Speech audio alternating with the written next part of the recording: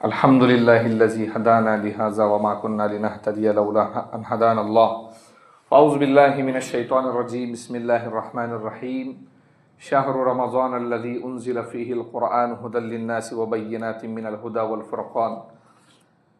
व अन अबी हुरैरह रज़ियल्लाहु तआला अन्हु क़ाल क़ाल रसूलुल्लाहि सल्लल्लाहु अलैहि वसल्लम इज़ा दख़ल रमज़ान फ़ुतिहत अब्वाबुस समा व फ़ी रिवायतिन फ़ुतिहत अब्वाबुल जन्नह व गुल्लिक़त अब्वाबु जहन्नम व सुलसिलतिश शयातीन व फ़ी रिवायतिन फ़ुतिहत अब्वाबुर रहमा औ कमा क़ाल अलैहि सलातु व तस्लीम। मोहतरम बुज़ुर्गों, दोस्तों, कुरान करीम की मैंने एक आयत पढ़ी है और एक हदीस पढ़ी है जनाब मोहम्मद रसूलुल्लाह सल्लल्लाहु अलैहि वसल्लम की। शाबानुल मुअज़्ज़म का मुबारक महीना जारी है और ये गुज़िश्ता हफ्ते जैसे मैंने बताया था रमज़ान का मुक़द्दमा है, यानी रमज़ान की इबादतों की तैयारी इसी महीने से शुरू कर देना चाहिए। आज की इस मजलिस में हमें ये बतलाना है कि अल्लाह रब्बुल इज़्ज़त ने रमज़ान की क्या क्या फजीलतें रखी है। सबसे पहले ये है कि सबसे बड़ी फजीलत जो रमज़ान मुबारक की है वो ये है, जिसको कुरान करीम बोलता है, कहता है शहरु रमज़ानल्लज़ी उन्ज़िला फ़ीहिल क़ुरआन। रमज़ान का महीना वो महीना है जिसमें कुरान उतारा गया। क्या उतारा गया? कुरान। उलमा इकराम ने लिखा है कि तौरेत, ज़बूर और इंजील, तौरेत हज़रत मूसा अलैहिस्सलाम पर उतरी, ज़बूर हज़रत दाऊद अलैहिस्सलाम पर और इंजील हज़रत ईसा अलैहिस्सलाम पर। तो ये जो किताबें उतरी, बड़ी बड़ी किताबें हैं, अल्लाह ने रमज़ान मुबारक के महीनों के अंदर ही उतारी।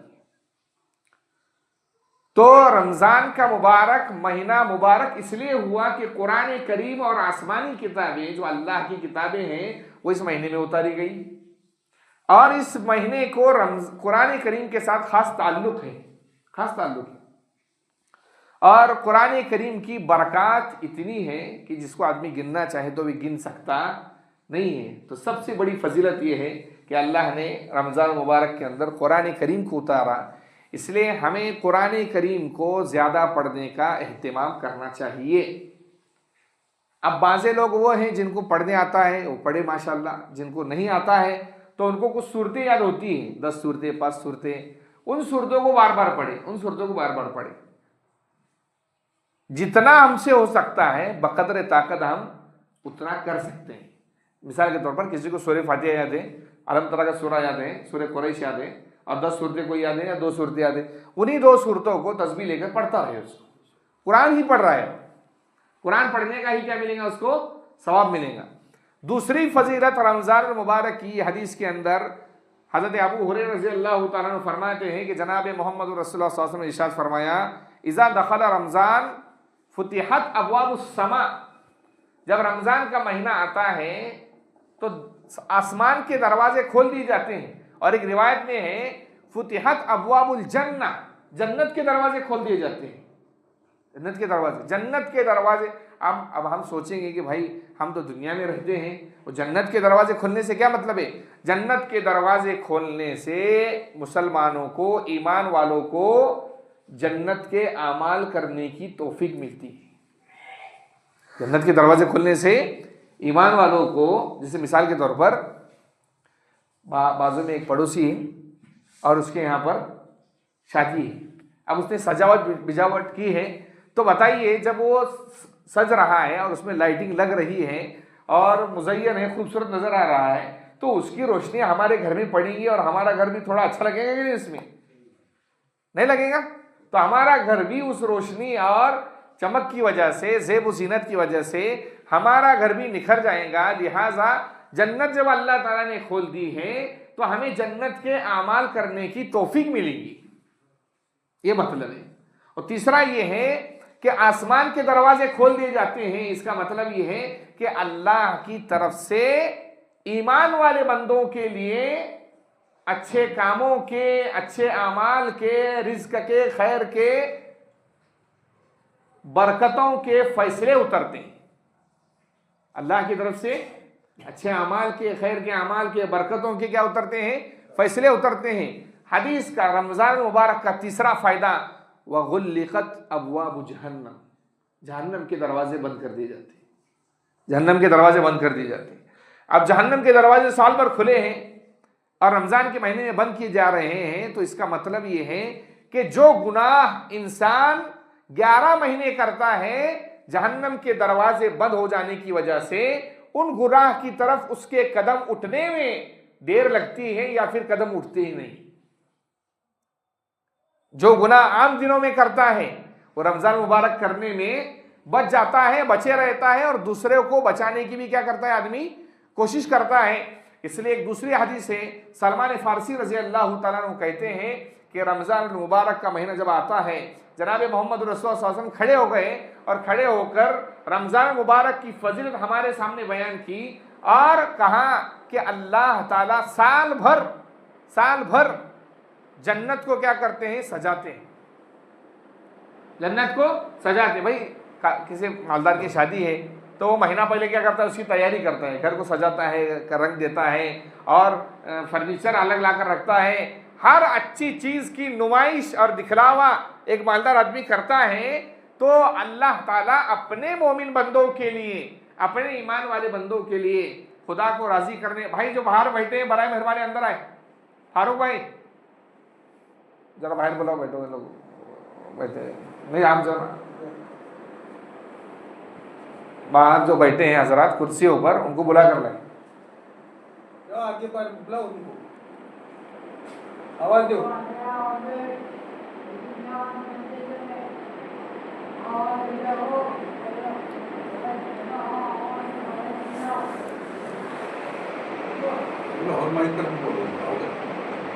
फारूक भाई अंदर आओ भाई, इधर भी बैठे 2-3 बुलाओ साथी लोगों को बुलाओ, आओ इधर जो बैठे उनको भी बुला कर लाओ उल्टे हाथ की तरफ।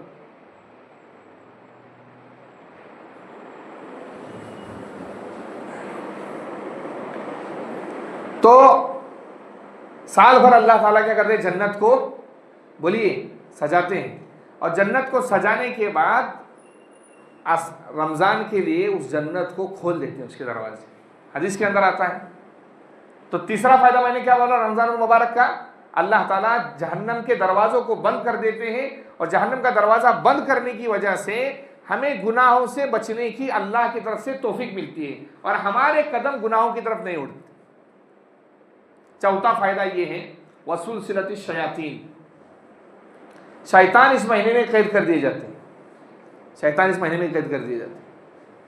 शैतान इसलिए कैद कर दिए जाते हैं कि मुबारक महीना है, हदीस में आता है जिब्रील अलैहिस्सलाम के साथ एक फौज आती है फरिश्तों की, वो शैतान को कैद करके समंदर में फेंक देते हैं। उलमा ने इसका ये मतलब लिखा है और हदीस में ये आया है। तो शैतान को फेंकने की वजह से जो साल भर इंसान को बहकाता रहता है शैतान, और रमजान में बहका नहीं पाता, और न बहकाने की वजह से इंसान आमाल खैर की तरफ, अच्छे कामों की तरफ पूरी तरीके से तवज्जो करके इबादत देता है। ये चौथा फायदा है। अब हम यहाँ एक सवाल ये होता है कि बाज़ लोग तो वो हैं जो रमजानुल मुबारक के अंदर भी गुनाह करते हैं, आम दिनों में गुनाह कर रहे हैं, वो रमजान के अंदर भी गुनाह कर रहे हैं, छोड़ रहे ही नहीं गुनाह। तो उसकी उलमा ने वजह ये बयान की है कि शैतान साल भर इतनी मेहनत करता है और चला जाता है कि बुरा माहौल मिलने की वजह से, बुरा साथी मिलने की वजह से, बुरी जगह मिलने की वजह से वो सुधर नहीं पाता, और साल भर जो मेहनत की है उसके अंदर गुनाहों की आदत बस जाती है और वो फिर गुनाह की तरफ ही रहता है। इसलिए अगर कोई रमजान मुबारक के अंदर भी गुनाह कर रहा है तो उसको डरने की बहुत ज़रूरत है। अब मैं उसको बताऊंगा, लेकिन हम लाइन से चल रहे हैं। चौथी बात, पांचवी बात यह है कि हदीस के अंदर जनाब मोहम्मद रसूल सल्लल्लाहु अलैहि वसल्लम ने इरशाद फरमाया, अव्वलुहु रहमतुन, रमज़ान के पहले 10 दिन रहमत के, किसके हैं? अरे बोलिए, रमज़ान के पहले दिन किसके हैं? रहमत के हैं। रहमत किसको कहते हैं? रहमत किसको कहते हैं? रहमत कहते हैं आदमी के दिल का अल्लाह की तरफ मुतवज्जे होना और अल्लाह की निगाह का बंदे की तरफ मुतवज्जे होना। जब दिल किसी की तरफ मुतवज्जे होता है तो उसी के बारे में सोचता है, उसी के बारे में बोलता है, उसी के बारे में चर्चा करता है। रहमत यह है कि अल्लाह जब बंदे की तरफ मुतवज्जे होते हैं तो बंदे के किसी काम में आड़ नहीं आती। कोई काम चाह रहा है अच्छा करने का तो अल्लाह उस काम को कर देते हैं। कौन कर देते हैं? अल्लाह रब्बुल इज्जत कर देते हैं। तो पहले 10 दिन रमजान के रहमत के, अवसतहु मगफिरतुन, रमजान के 11वें रोजे से लेकर 20वें रोजे तक जो है वो मगफिरत के हैं। मगफिरत यानी अल्लाह से माफी करानी, जो साल भर गुनाह किए हैं माफ कराओ। अब एक बात यहां पर याद रखिए आप, गुनाह 2 किस्म के हैं। गुनाह कितनी किस्म के हैं? 2 किस्म के। एक गुनाह वो है जो बंदे के हक में इंसान करता है। किसके हक में करता है? बंदे के हक। और दूसरे गुनाह वो है जो अल्लाह के हक में करता है। गौर से सुनिए ये बात। जो बंदे के हक में गुनाह किए हैं आदमी ने, मिसाल उसकी मिसाल देकर समझाता हूं।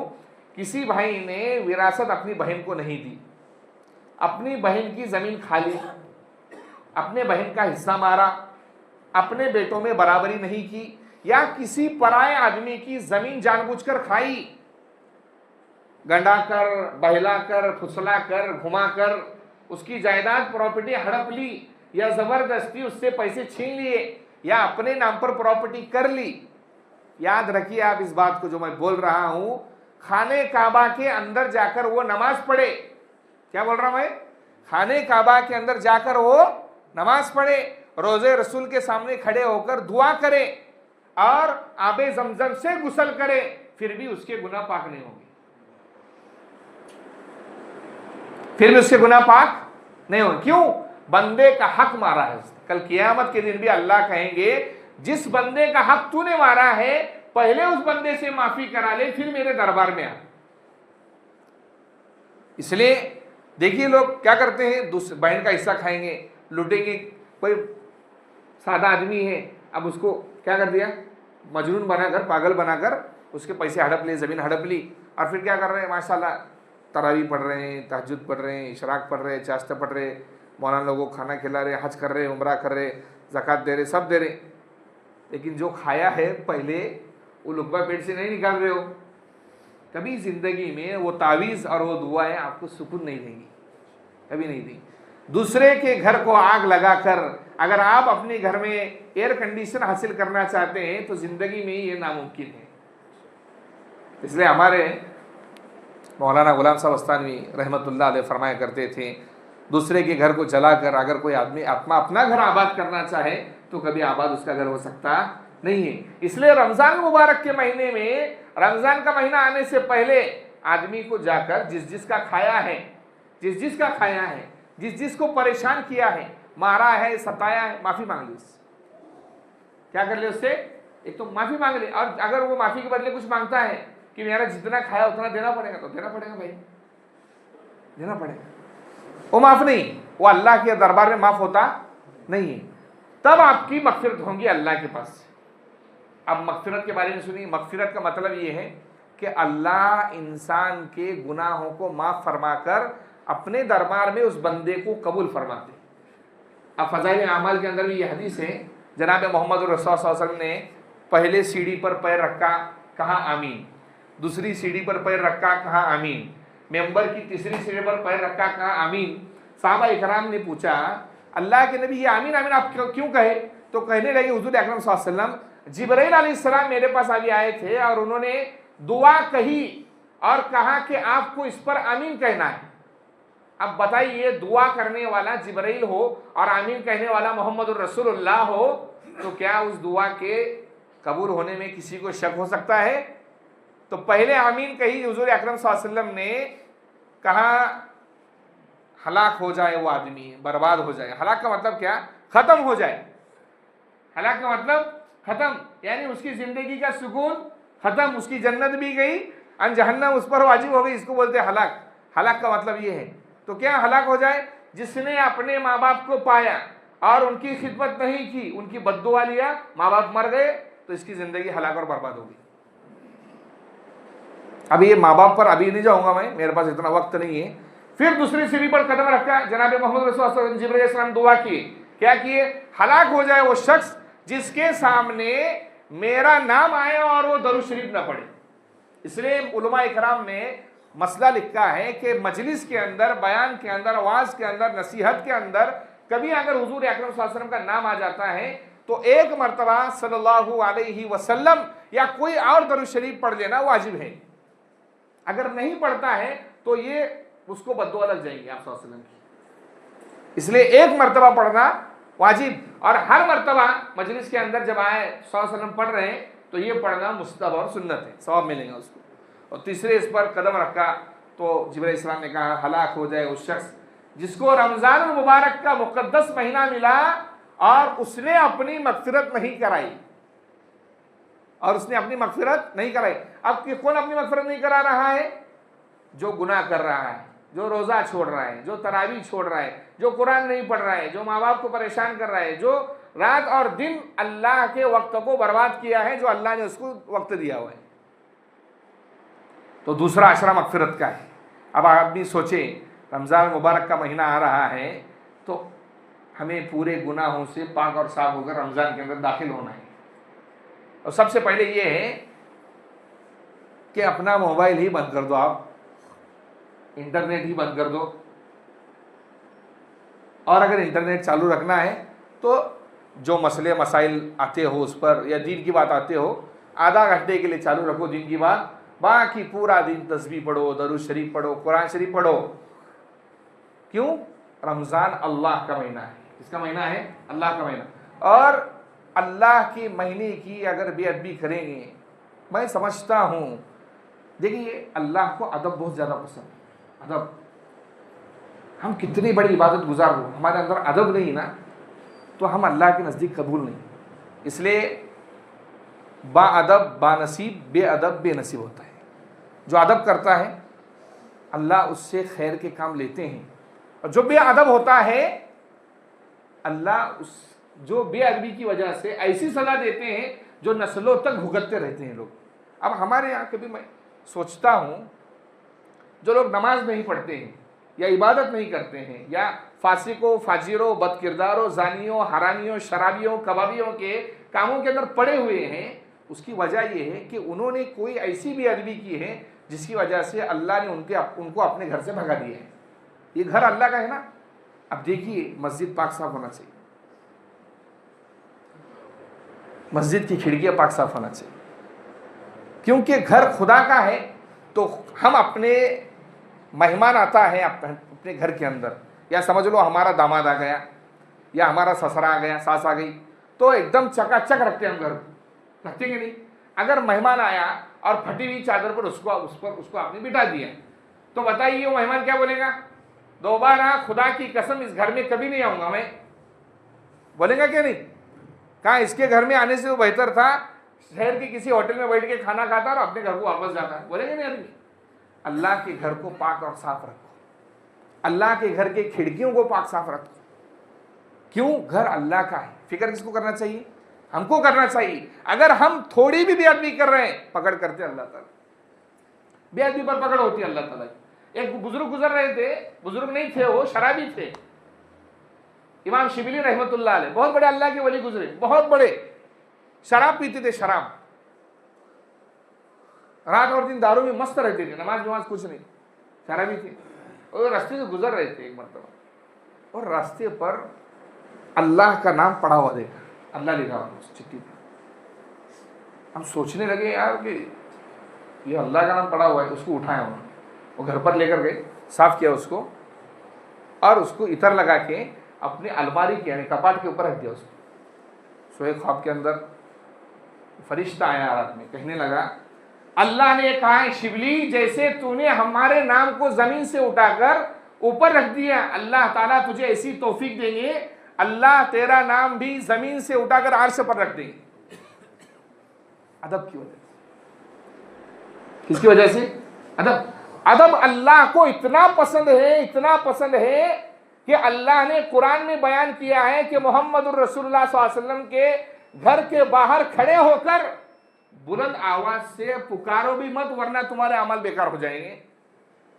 आप सल्लल्लाहु अलैहि वसल्लम के घर के बाहर बाज देहाती सहाबा खड़े होकर आवाज दे रहे थे। अल्लाह को ये नागवारी पसंद आई और अल्लाह ने कुरान में कहा कहीं ऐसा ना हो कि तुम्हारे या अय्युहल्लज़ीना आमनू ला तरफ़ऊ अस्वातकुम फ़ौक़ इंद रसूलिल्लाह, अपनी आवाज को पैगंबर की आवाज से बुलंद मत करो, कहीं ऐसा ना हो अन तहबत अमालुकुम व अंतुम ला तशउरून, तुम्हारे अमाल बर्बाद हो जाए तुम्हें महसूस भी ना हो। इसलिए मैं समझता हूं मस्जिदें, हम बाहर का बरामदा माशाल्लाह पाक करते, मस्जिदें हमारी पाक नहीं है, नहीं पाक। देखिए अब साइड की खिड़कियां देखिए, ये खुदा का घर है, इसको पाक करना मौलाना की सिर्फ जिम्मेदारी नहीं, हम सब की। बाहर का बरामदा छोड़ो उसको, सब मत झाड़ो उसको, लेकिन खुदा के घर को मैं क्यों कह रहा हूं, अल्लाह बेअदबी पर ही पकड़ करते, इस पर पकड़ करते हैं बेअदबी पर। सुल्तान महमूद गजनवी का बाप का नाम था सुबुक्तगीन, क्या नाम था, सुबुक्तगीन नाम था। एक मर्तबा जंगल के अंदर गया तो देखा छोटा हिरनी का बच्चा जो है ना वो दिख रहा है, तो सोचा कि खा लेंगे उसको, तो उसको उसने उठा लिया। उठाने के बाद देखा कि एक हिरनी उसके पीछे चल रही है, और फिर हिरनी ने आसमान की तरफ निगाह उठाई जो माँ थी उसकी, और देखने लगी, वो समझ गया कि ये अल्लाह से दुआ मांग रही है। उसने उस छोटे से बच्चे को छोड़ दिया, उसने उस छोटे से बच्चे को क्या कर दिया, छोड़ दिया। अब उसका माजरा क्या हुआ, रात में जब सोया उसको हमेशा एक बात परेशान करती थी कि मेरा बाप, मैं सही औलाद हूँ क्या हरामी औलाद हूँ, यानी वलद ज़िना हूँ। तो बोलते जिसके माँ के साथ किसी ने लपड़ा कर दिया, जो औलाद पैदा हुई, शरीयत में उसको हरामी बोलते हैं, और उर्दू में हरामी बोलते हैं और अरबी के अंदर वलद ज़िना बोलते हैं उसको। तो हमेशा सोचते थे क्या ऐसा है क्या, तो हुजूर अकरम सल्लल्लाहु अलैहि वसल्लम आए और फिर उनके बाप के नाम से पुकारा, ख्वाब में उनके बाप के नाम से पुकारा, तो समझ गए कि मैं बराबर, मेरा नसब और ख़ानदान सही सलामत है। फिर अल्लाह के नबी ने कहा कि तूने अल्लाह की एक मासूम मखलूक पर रहम किया, अल्लाह को तेरा ये अदब का तरीका इतना पसंद आया कि अल्लाह तुझे आइंदा चलकर बादशाह बनाएंगे। तो बादशाह बने, और उन्हीं का बेटा है सुल्तान महमूद गजनवी। अदब, रमज़ान मग़फ़िरत का महीना है, पूरी तरीके से मस्जिदों को पाक साफ रखना, खिड़कियों को पाक साफ रखना, और मस्जिद में सोना, किसने कहा जायज़ है सोना मस्जिद में? सिर्फ एहतिकाफ करने वाला सो सकता, मुसाफिर आदमी सो सकता, बाकी कोई आदमी नहीं सो सकता। अब आप क्यों नहीं सो सकता, ये आखिरी मसला बता रहा हूँ, फिर आइंदा जुमा के अंदर और रमज़ान के बारे में बताएंगे, रोज़े के बारे में बताएंगे। क्यों नहीं सो सकता मस्जिद में? इसलिए कि अल्लाह ने मस्जिद को सोने के लिए नहीं बनाया। इन्नमा यअमुरु मसाजिदल्लाहि मन आमन बिल्लाहि वल यौमिल आखिरि व अक़ामस्सलाह, नमाज को कायम करने के लिए, इबादतों के लिए, मुसलमानों के मसले हल करने के लिए अल्लाह ने मस्जिद बनाई, सोने के लिए नहीं बनाई। हम जो सोते हैं, अगर याद रखिए आप, नाउज़ बिल्लाहि मिन ज़ालिक, एहतिलाम हो गया और आपको मालूम नहीं कि मनी का कतरा इस चद्दर पर पड़ा हुआ है, जितने लोग आकर उस पर नमाज पढ़ रहे हैं, क्या उनकी नमाज दुरुस्त होंगी? अब नमाज दुरुस्त नहीं हो रही तो गुनाह किसको मिल रहा है? जो सोया है। इसलिए जमात में जो लोग जाते हैं, ख़ास तौर से ताकीद है उनको निज़ामुद्दीन की तरफ से कि बग़ैर बिस्तर के नहीं सोना, बग़ैर बिस्तर के, क्योंकि मस्जिद की आज़मत, ये जो मस्जिद बनी है काशीपुरा के अंदर, ये मस्जिद खाने काबा में क़यामत के दिन जाकर मिल जाएंगी। मैंने बताया खाने काबा में जाकर ये मस्जिद मिल जाएंगी, और अल्लाह इन मस्जिदों की जगहों को जन्नत में दाखिल करेंगे। अब सोचिए आप, हम जो बैठे हैं, या आइंदा चलकर जन्नत का टुकड़ा बनने वाला है, मामूली है? मामूली है क्या? तो रमज़ान में कोई आदमी, और आम दिनों के अंदर भी कोई आदमी मस्जिद में सोने का मामूल न बनाए, मस्जिद में सोने का मामूल न बनाए। मस्जिद में कौन सो जाए जिसको यकीन हो कि मैं 10-5 मिनट में फ़ौरन उठ के इबादत शुरू कर दूंगा, वो 10-5 मिनट के लिए सो रहा है, लेकिन मुस्तकिल आधा घंटा सोना, 1-1 घंटा सोना, ठंडी हवा लग रही, एसी लग रही, सोने के लिए नहीं बनाया अल्लाह ने अपना घर, इबादत के लिए बनाया। इसलिए शब कद्र हो, शब बारात हो, अभी मंगल के दिन याद रखिए आप, मंगल के दिन शब बारात है। और बुध के दिन रोज़ा, जो कोई आदमी उसका रोज़ा रखता है, या जो है 15 सहाबा इकराम, बल्कि बाज़ उलमा ने 19 सहाबा इकराम की रिवायत इसमें नकल की है। शब बारात की फजीलत साबित है, इसलिए 15 शाबान को आदमी को रोज़ा रखने का, मर्द हो औरत हो जवान बच्चा हो तो उसको भी रोज़ा रखने का इसमें क्या करना चाहिए, एहतिमाम करना चाहिए। और पूरी रात जागना नहीं चाहिए, जाग कर इबादत करना चाहिए। जागने में सवाब नहीं है, इबादत करने में सवाब है। और नींद आ रही तो जागो, आधी रात 2 बजे जागो, 3 बजे सो जाओ, लेकिन मस्जिद में नहीं। कहाँ सोना है? घरों के अंदर। तो मैंने यहाँ तक बता दिया, ये रमज़ान का छठा फ़ायदा था जो मैंने आपके सबसे पहले। फ़ायदा ये है कि अल्लाह ताला रमज़ान के अंदर जन्नत के दरवाजे खोल देते हैं, दूसरा जहन्नम के दरवाजे बंद कर देते हैं, तीसरा कुरान करीम अल्लाह ने इसमें उतारा, चौथा फ़ायदा ये है कि शयातीन बंद कर दिए जाते, पाँचवा फ़ायदा ये है कि खैर और बरकत और रहमत जो रिज़्क़ हम मांगते हैं उसके दरवाजे अल्लाह ताला खोल देते हैं। और छठा फ़ायदा ये है कि पहले के रमज़ान के पहले 10 दिन रहमत के हैं, और सातवां फ़ायदा ये है कि बाद के 10 दिन 11 से लेकर 20 तक के वो मग़फ़िरत के हैं। आइंदा जो बातें वो इंशाअल्लाह आइंदा जुमा में बताएंगे। अल्लाह ताला हमें रमज़ान मुबारक की कदरदानी करने की तौफ़ीक़ अता फ़रमाए।